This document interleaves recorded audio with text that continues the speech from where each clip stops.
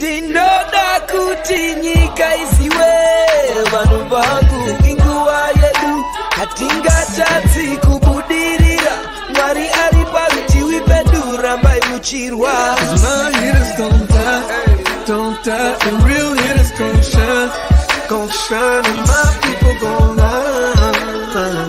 That's my point to it, yeah. I ain't saying But the hell do I not have the deal? I swear this thing is a real dog. I play fan off the cowards so they can't feel. The wife try to console me like it's coming, baby, chill. She don't understand. I'm the only one that's real. I remember the 3rd grade. Them kids, they had waves. I had them BDBs. You know there's Zimbabwe in grade. So they do shades and your boy hit the stage, press play, and all the chicks was like, yeah. While boys was moving bricks, I was moving chips, yes. If she gave me calculus, gave her a mouthful of it. Heat rose to this thing, boy, I bet on myself. Grand Rising, everybody. Welcome to the Day with Trae. I'm your host, Trae Holiday.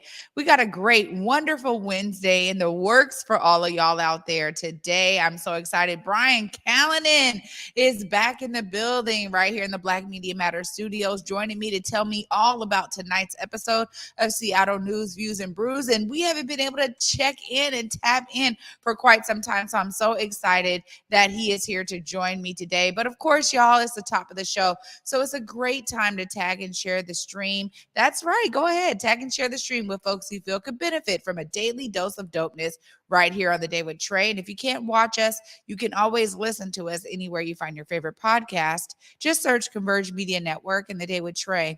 Y'all will find me on Google, Spotify, iTunes, SoundCloud, you name it, Apple Music. I'm throwing that one in there now. We're on all the platforms. Just search for us and you will find us there. Shout out to all of you for tagging and sharing and making sure folks know about the podcast and this TV show here. We appreciate all the love out there. I got to give some love today. It is February 8th, which means dun, dun, dun, dun, it is one of my best friends in the whole wide world. It is her birthday. Shout out to Kate Asha.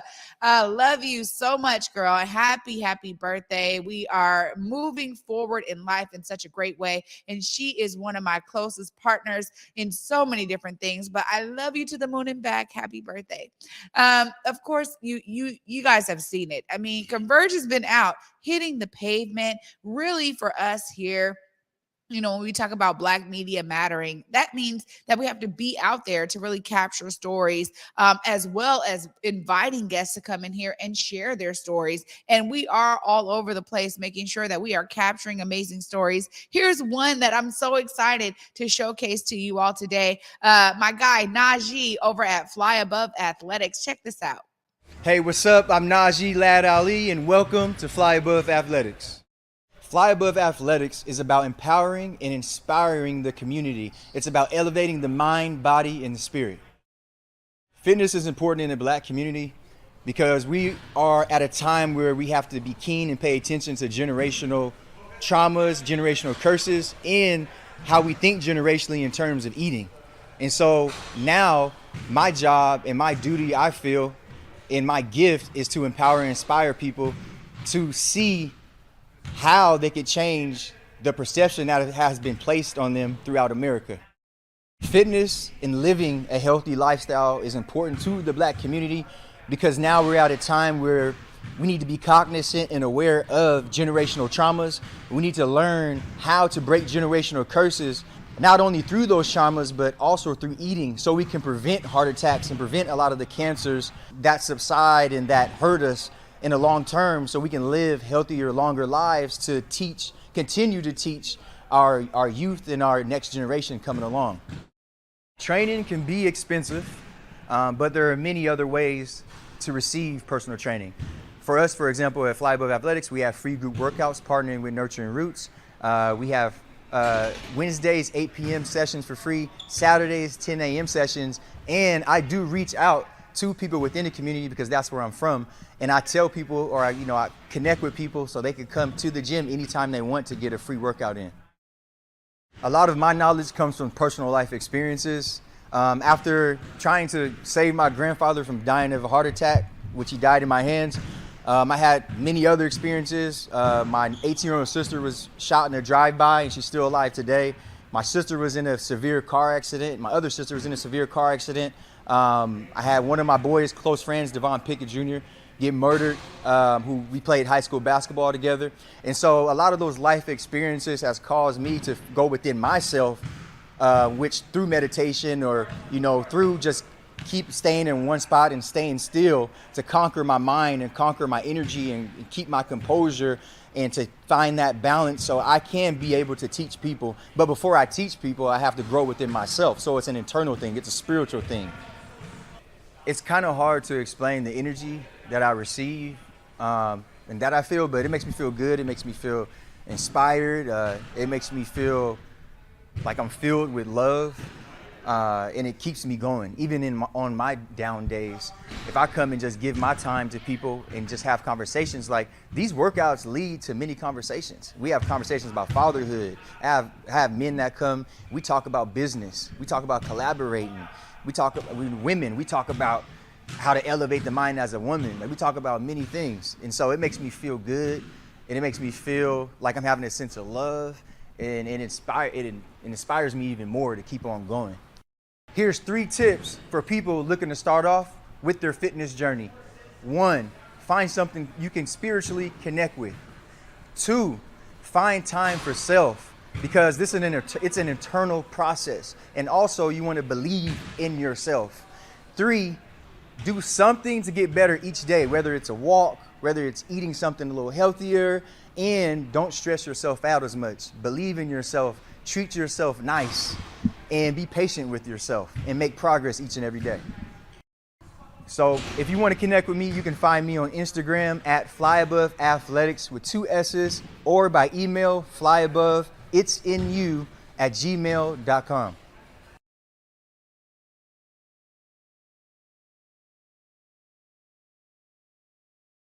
Wow. Thank you so much, Najee, for those amazing tips. And shout out to the Converge team, pounding the pavement, capturing all of these amazing stories.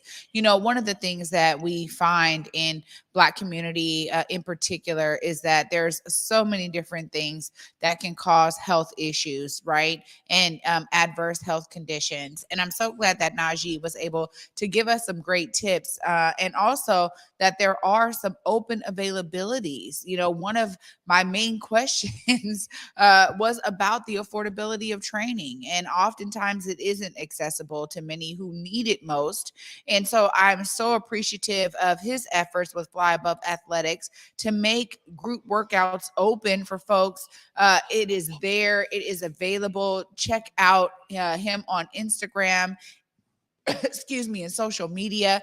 That he is doing so much great work and putting it out there for people to be able to access. So if you find yourself like me, like I'm still trying to get myself together. Coach Pasqualina was on me with Fine Gang, and I know it. I was wanting to do that work with her, and I fell off, right? So for me, this was really important and personal to capture this story, to be able to share how people can access fitness in a way that is accessible to them, makes it not necessarily easy, because it is a journey, right? And we have to understand that it is a journey, but it's you like pouring into yourself. So thank you so much, Fly Above Athletics, for what you're doing in community, and shout out to the team for being able to capture that amazing story. So great to see all of the good works that are happening in our community and elevate those who are putting themselves forward to be there for others. Well, of course, we get to talk to somebody who is always putting himself out there for others, making sure we are engaged and informed on all of the issues happening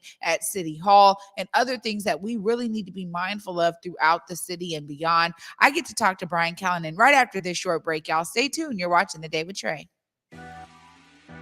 What's up, everybody? Me and Besa, my girl, we had to pull up to Market Street Shoes once again, y'all. And we do this every season. We have to get the new shoes, the new boots, and this time I even got a coat. Yeah, no, you did walk in without a coat. I really I'm glad you found one. But their boots were on point. Yes, the boots, the bags. I even grabbed a flannel. Yeah, you did. And I was able to get some hats and everything. I was really impressed.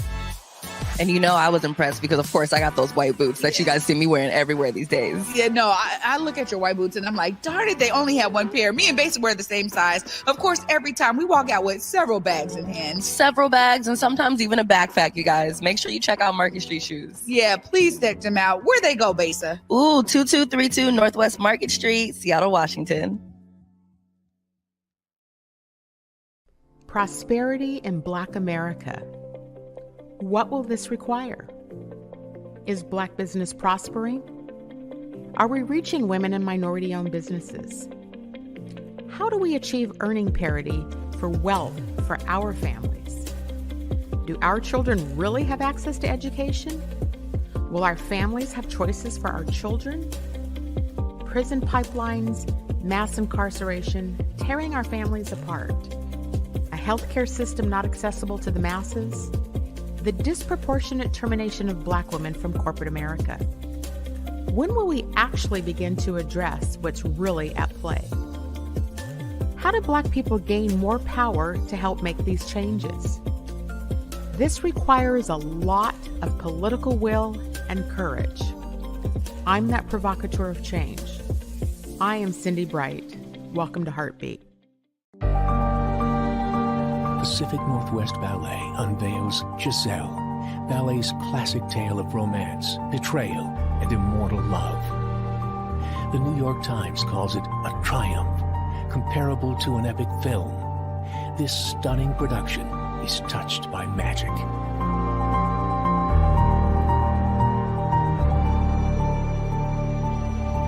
Order tickets now at pnb.org.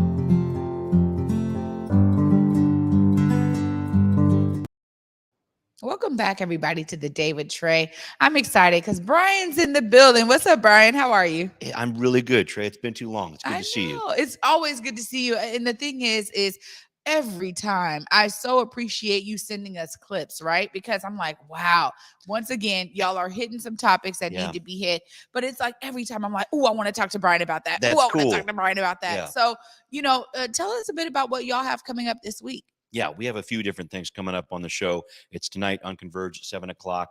We're talking about Seattle news, views, and brews. I'm with my co-host, David Croman from the Seattle Times. And what we're working on is a few different things. I'll lay down a few of them. One of them that's really important that the Seattle City Council is looking at this week, and people might slough it off and not think it's a big deal, but they're talking about a tree protection ordinance, which the city's been working on for decades. It's really hard to do something like that. But this is one of these situations where I think we saw it in a lot of different neighborhoods over the past couple of years here, especially when it gets really hot. Some areas of our city have some great tree cover and others really don't. I'm talking about the South End in particular. We definitely saw that with the hot temperatures out there, that heat dome. Remember that? I mean, this is literally a matter of life and death, unfortunately, in some cases. But places that have that tree cover, 10 to 15 degrees less than the places that don't. So this is a serious thing. So the city's trying to work on something,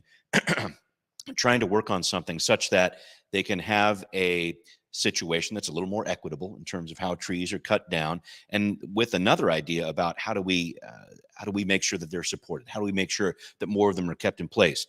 Of course, we are a region that has a lot of density coming to it. We definitely need more housing, but how do you do that in such a way that's responsible, that we protect this really valuable resource out there? This is going through the Land Use Committee this week, And Councilmember Dan Strauss is looking for some input. So if you're looking for some input on this, this is very important. I know that Councilmember Strauss and Land Use Committee and all the city council wants to hear about it.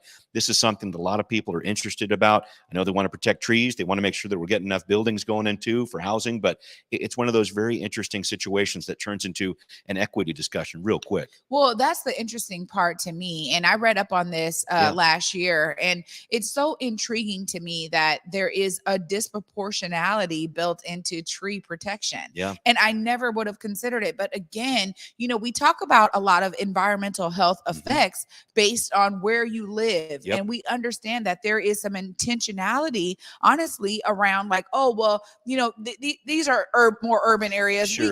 We can, Right. we can let this slide. We can do certain things, and we see it in tree protection. We do too. And I was just thinking, just to dovetail with that, I mean, think about South Park, right? All the flooding they've seen around there over the past several weeks or so. But yeah, this is one of those kind of things where when we talk about climate change, when we talk about the impact of these different climate events that are happening, it is disproportionate, and it hurts people of color more. It hurts people in lower income neighborhoods more. And if Seattle wants to be a city that's equitable, they got to work on this. And so this whole basic idea of trying to figure out a way that we cut fewer trees is a really big deal. And I mean, I think this is something that people might want to put in the background, but I think it's something that Seattle is looking at front and center here, especially when they're talking about building as much affordable housing as they're talking about right now. They need to be careful with that, and they need to make sure that they're preserving this really important resource out there, because like I say, I think it is a matter of life and death in some cases. Well, also too, people need to understand how it impacts them. Yeah. I think that, there's a level here when we're talking about an issue like this that, folks say, well, do I have the time to read up about this? Are, folks who are championing this, are they out there really like making sure communities understand the importance that how it's going to affect them personally? I think that that's how you hit people, particularly with issues like this that sometimes can play the background more. The way that you get folks engaged is to say, look, what this means is it means either this or that for your particular neighborhood, right? And so the effects of what this or that can bring. You're right. And I think you really hit a solid point here in terms of talking about the heat waves, because we did experience them, and now it's more aware of people in people's minds of like, whoa, wait a minute, that's right, my neighborhood was hit tremendously by these heat waves, and it's because you don't have that tree coverage. What does it look like in order for the city to be more intentional to ensure that all neighborhoods are really receiving the same level of care that are happening right now in neighborhoods that actually have the tree coverage and have different environmental impacts to them because of that. So there's a lot to consider there. What else is coming up tonight? We're talking about a lot of stuff going on with Sound Transit. Now, you might know that this project has been going on for a long time. I'm talking about the expansion of light rail. And we looked at this because Sound Transit is actually looking for some feedback this week.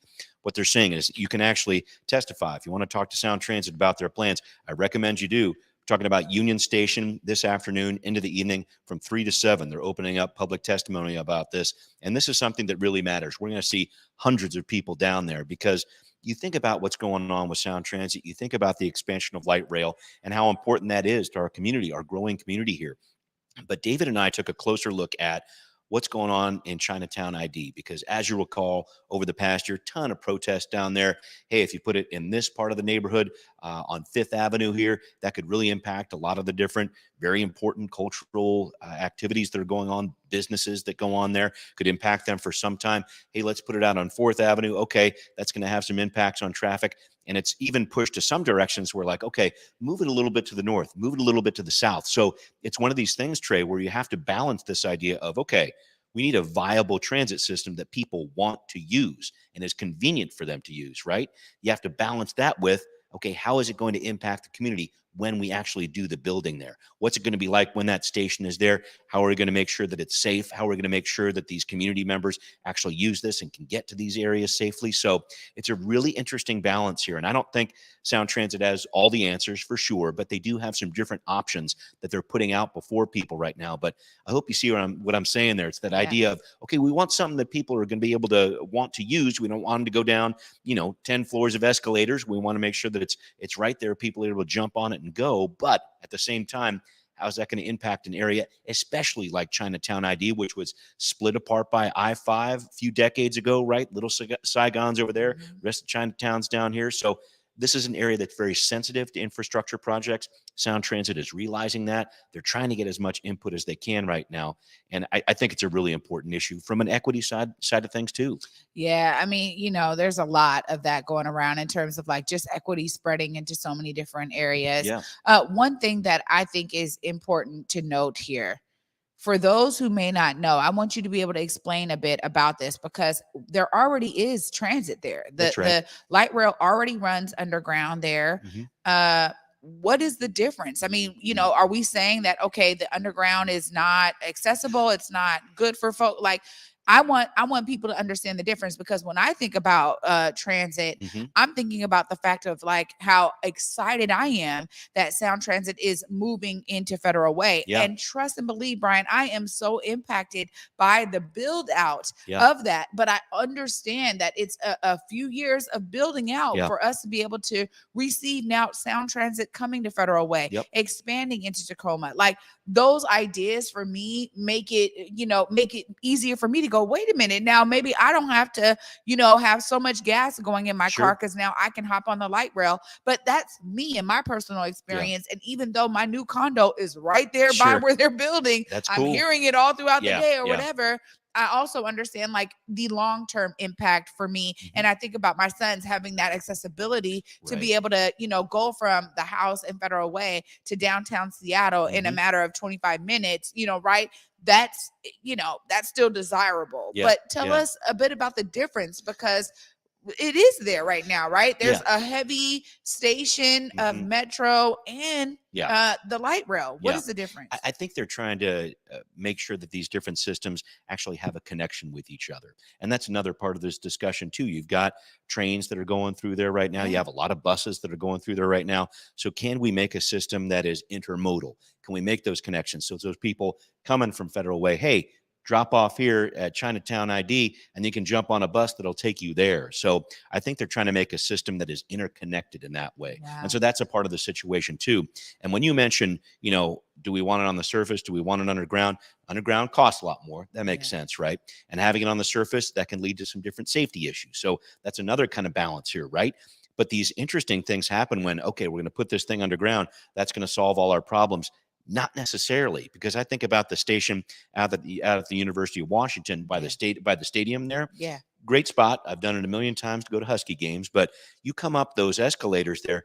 They've worked a number of times when I've been there, but there have been some times where they have not worked. And unfortunately, the track record on that is not great. And again, if we want to make this convenient, do you really want to go down 1, 2, 3, 4 sets of escalators, or an elevator for that matter, and actually take about 7 to 10 minutes even just to get to the train? Wow. So it's that off play there. And I guess just with the short term, long term type of thing, that's an important part of this too, because long term, you're right. The benefits, I think, are going to be great in terms of development and land development that can happen around those areas. Those can be great too. But the big concern, especially in Chinatown, is, okay, if we end up building this here and potentially cut off access to this building or this road or this business for a certain amount of time, do you end up killing off that business, right? Yeah. So how do you deal with that? Is there some way that you can incentivize those businesses to stay or relocate or something along those lines? A lot of different juggling here. And Sound Transit is trying to minimize the impacts wherever it can. I do know that, and everybody will tell you that. However, they're trying to maximize the benefit of this system and make sure a lot of people use it and make sure that we can get rid of more cars such that we are not so crowded and congested in downtown Seattle. So it is not an easy job, and anybody says, well, here's the answer, they're wrong. Okay. Yeah. It's not that simple, and not everybody's going to be happy. David brought it up with me with the podcast here. I think some of the protests that we saw last year over this, I think they're going to continue, and I think they're going to continue no matter what option goes in place. But I do want to make sure that people have that in mind, that there are a lot of different factors involved here. And if people do want to sound off about this, they definitely should. Again, 3 to 7, that's happening today at Union Station. And also, if you go to Sound Transit's website, they're taking public testimony on this. You can do that online through the 17th. So make sure you do that. This is a big, big project. It's going to have a huge impact on our region. Well, they do need to definitely hear from folks. And Yeah. I really appreciate you clarifying that this is really to unify all of that, because you're The right? hope is, I mean, they do have the train over here. They got the light rail here. They got the buses here. Yeah. So if there is a way to like make it all work without doing too much damage, Right. that I could understand the need for that. This is a serious issue here. What else is going on tonight? Well, we're talking about a lot of stuff, and this is a headline that's been kind of developing over the past several weeks, but we're talking about the fact that now 5 of the sitting city council members don't want the job anymore, right? When you think about that. So we've heard about the 4 who have said they're not going to run again for the district seats, and that's Councilmember Herbold, that's Councilmember Peterson, that's Councilmember Juarez, and that's Councilmember Sawant, right? And then we're hearing about Councilmember Mosqueda, who is now saying, hey, guess what? I'm not up for election next year. She's in that citywide position, seat 8. I'm not up for election next year, but I think I'm going to run for county council. She's looking to take Joe McDermott's seat, which is District 8, which gets you into West Seattle, Vashon, some of the southwest areas of King County here. And so she's looking for that job. She's a really strong candidate. I'll say that from the jump. 2017, she got 60% of the vote. 2021, she got 60% of the vote. She's got the support of people like Mayor Harrell. She's got the support of a lot of labor unions. So I'm thinking she is a big time front runner when she goes into this race for the county council. And so I'm looking at that and just the future of the city council and what that means. I mean, we're talking about a situation that could be completely different next year. And if indeed, we're talking about 5 that are out of the mix, right? Potentially. And then what we're also looking at this fall is all 7 of these district seats are open, right? So we've got a lot of different people making decisions here. You've heard from Andrew Lewis. He says he's going to run again for District 7. He's talking about that downtown area. Tama Morale, she's like, yep, I'm going to do this again in District 2. We have not heard from Dan Strauss in District 6, which is very, very interesting to me. I'm not sure where that's going to go, but potentially, if you think about it, with those 7 seats, right, they're all open. You've got this 8th seat with Councilmember Mosqueda out of the mix. We wanting to run for county council. If indeed all those races change, I mean, we could have 8 new members on a 9-member city council next year. And it's a lot. It's a lot of turnover. And I think it's just led to a lot of questions about, okay, leadership, this is difficult. How are we going to do this? And also just the type of job city council is. It's tough. And these people are going up against things where they get death threats. They get a lot of different threats against them and their family, things spray painted on their houses, things of that nature. So it's turned a lot more personal, I think, and a lot more just vociferous in terms of the different pushback they're seeing from members of the community here. So it just turns into one of those situations where Seattle's got to look itself in the eye here, because these elections this fall are going to be a big deal. And you have 5 council members right now, who are at the very least 5 council members as of the recording of this show, that are saying we don't want the job again. Brian, that's a lot. Pretty significant. I mean, I know particularly in the Black community, I've heard it from so many different, even multiple generations within Black communities throughout Seattle and beyond, actually, that have talked about how there's no Black representation on the council. Deal. That's huge, right? The fact that, folks are looking to do other things, kind of moving on from city council, says a lot too about, you're talking about that personal toll on them and their families. That is huge. Yep. I think folks who are looking to put their name in the hat, they got to be ready for that. Yeah. I think they have to really prepare themselves properly to not just represent their district or whatever seat, they are going for, but also that they understand a lot of this kind of personal toll that oftentimes isn't told a lot, right? Yeah. Like it's not front and center for folks to understand that's a part of it. And there's a lot, because, a bunch of folks throughout the city have their own opinions and their own ideas about how certain things should move. Sure. And you see that people are now, I think they're with the proliferation of social media and access to these council members, which I think is necessary, because as citizens, we should have that ability to reach out. But it also means that you have a lot of that kind of the threats and things like this happening, where it makes it very difficult for people to feel safe in the role. Right. But also, this is a huge issue, because you're absolutely right in terms of it possibly looking very different already. The numbers of folks who are not going to come is going to look different, right? It's going to be different. But in terms of those who who are looking to take these seats, it is something that they're really going to have to reconcile with, Brian. They are. They're going to have to look at that, and they're going to have to figure out just the makeup of this council over the next year or so here. And I think it's really important to look at these elections coming up this fall, because Seattle's in the middle of a process right now, which I think I've talked about with you on the program, something called the comprehensive plan, which I know feels like a snoozer to a lot of folks. But basically, this is this whole conversation about density. What's it going to look like? Where are we going to build? When we talk about, hey, we've invested all that money into affordable housing, well, that's great. Where's it going to go? That's right. When we talk about certain things at the county level, the county's saying, hey, we need these new service areas for mental health or whatever, where people can just walk in. Okay, cool. Where are those going to go? How about this new shelter for homeless people? All right, where are we going to site that? So this comprehensive plan process is happening right now, and it's going to be basically solidified next year in 2024 and then finalized in the early part of 2025. So these roles we're talking about here for the Seattle City Council are crucial for that. This is very much the future of the city that I have to say is on the line, talking about that in a lot of different ways. But when you talk about how the city is going to grow, which is a key issue to so many different other issues, right? We're talking about that front and center this year on the Seattle City Council. And again, with 7 positions up, that's a big challenge. And just to jump back from that for a second, I think from a guy who covers these races a lot, it's a lot to take in.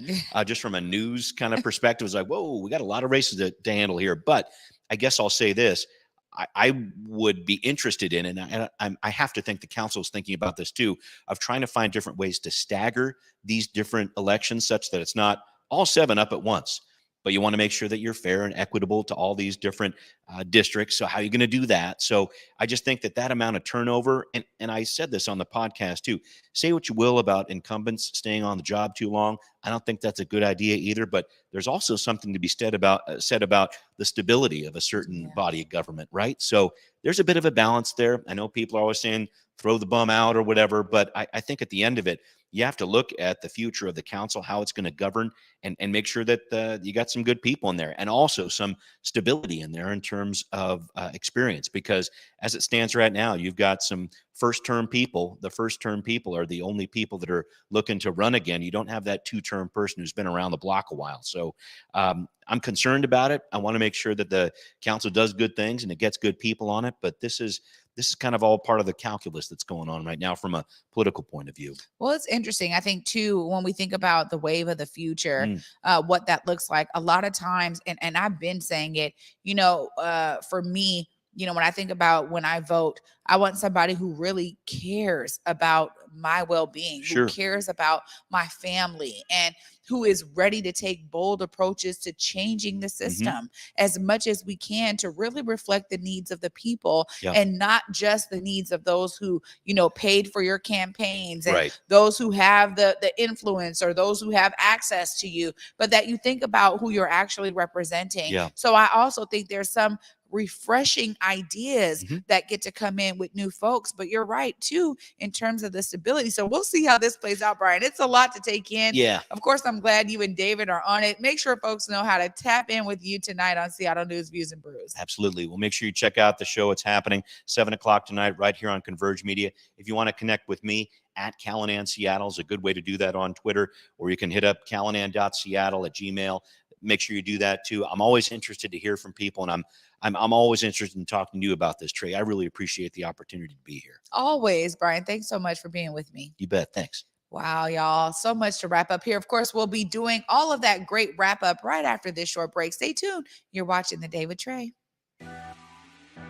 What's up, everybody? Me and Besa, my girl, we had to pull up to Market Street Shoes once again, y'all. And we do this every season. We have to get the new shoes, the new boots, and this time I even got a coat. Yeah, no, you did walk in without a coat. I really I'm glad you found one. But their boots were on point. Yes, the boots, the bags. I even grabbed a flannel. Yeah, you did. And I was able to get some hats and everything. I was really impressed.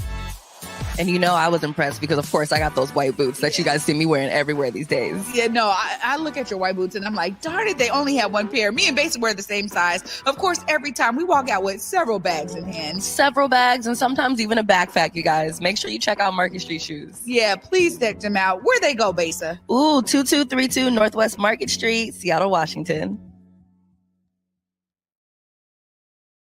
Prosperity in Black America.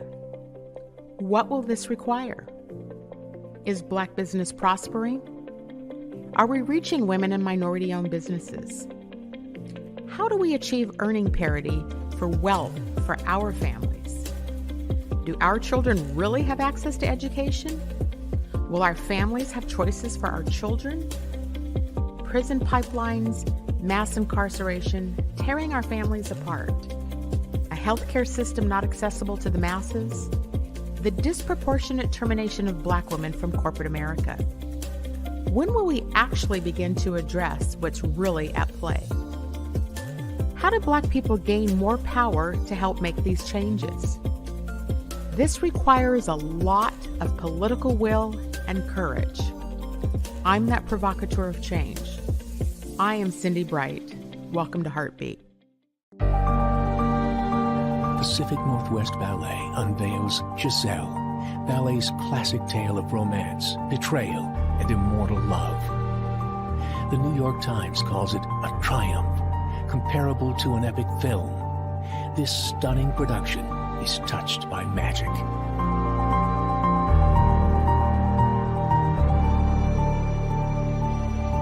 Order tickets now at pnb.org.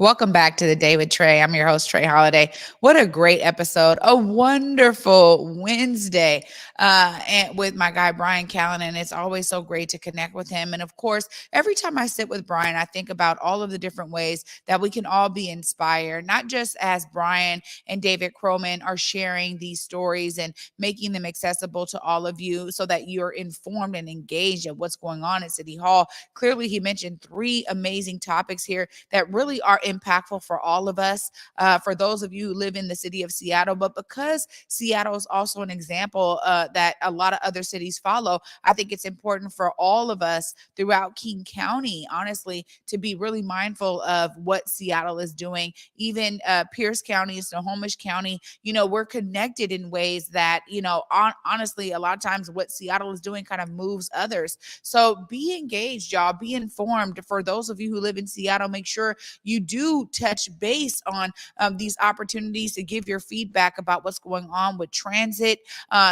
Be prepared and be mindful that you're really informing yourself on some of the new candidates who are looking to take these seats at the Seattle City Council level. There's so much that Brian and David are always covering. I appreciate him. And of course, I'm always inspired by what they are doing. I want y'all to be inspired to see yourself as a part of the solution. We will all be the better for it. Of course, I appreciate that folks are doing that. I'm hearing the stories of how you are inspired and how these stories are uplifting you to do something about your neighborhood, your community, different institutions that you're connected with. Be engaged, y'all. Continue to see yourself as a part of the solution. For me, until tomorrow at 11 a.m., y'all. Peace.